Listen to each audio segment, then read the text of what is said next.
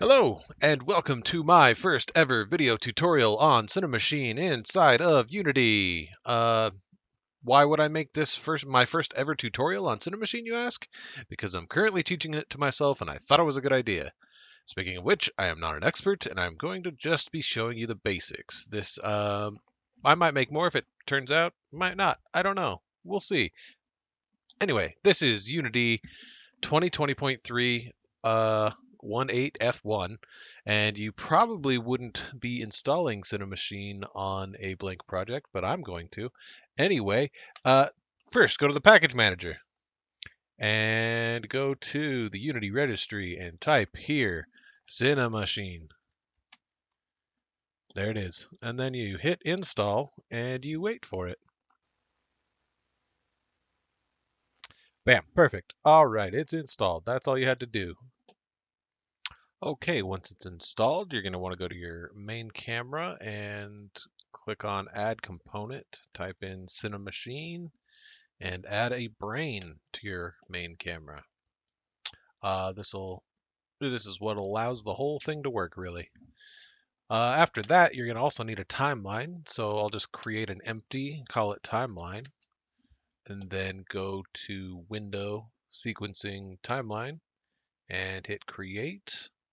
Name it whatever you want. And I like to put it down here. Then I will take my camera with the brain on it and make sure your timeline is still highlighted so you can still see it, and drag your main camera over into it and add a Cinemachine track right here. Okay, so now you can set up virtual cameras by adding add Cinemachine shot. That'll automatically create a virtual camera. If it doesn't, you might have to press a little button that says add. Then that virtual camera can be moved around however you want, and that'll be your first shot of the whole thing. You can edit it like it was any other editing program, and you can add more shots. This time the virtual camera, it usually makes the virtual camera where you're currently viewing, but it'll be hard to notice unless I do something dramatic here. But now if you look at your timeline, you can see it switches between those two. If you look at the game view, the camera will switch between those as well. All right, that's kind of the basics.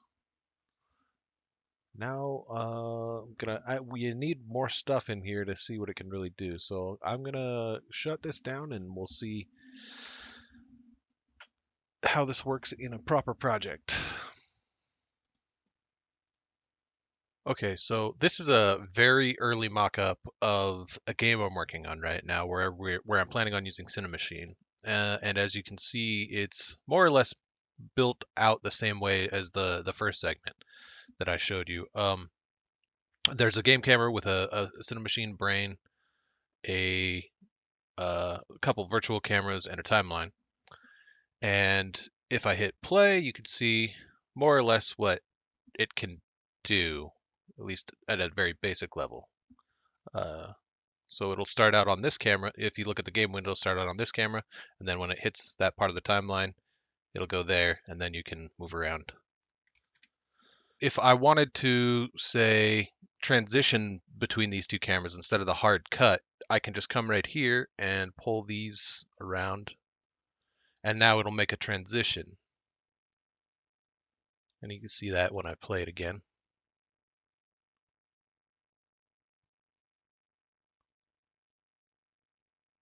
Yeah, and so you could then play with that transition between those two states, those two camera states, um, by clicking on the virtual camera and going to the blend curves right here for the in and out, and switch it to manual, and then double click on it.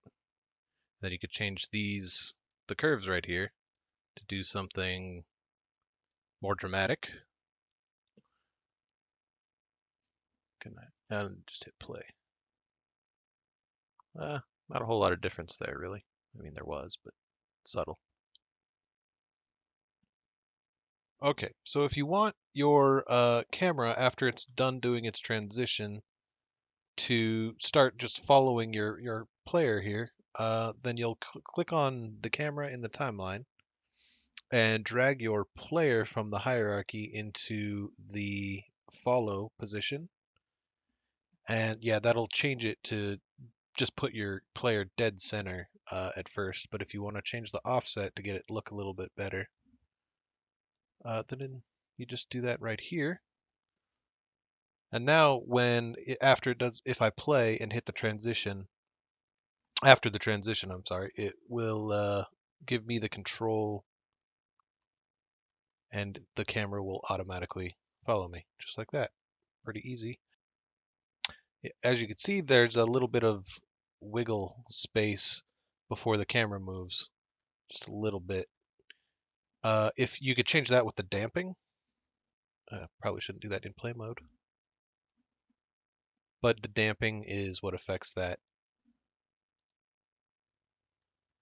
Now there's a little bit, there's even more give. See, I can get all the way off screen now. All right, that's it for this tutorial. Like I said, just the basics, but there's a whole lot more to learn about Cinemachine, and I might make some more of these in the future when I get a little bit better at it. But if I'm honest, this particular tutorial is just fulfilling a requirement for a class, so I might not ever make another one.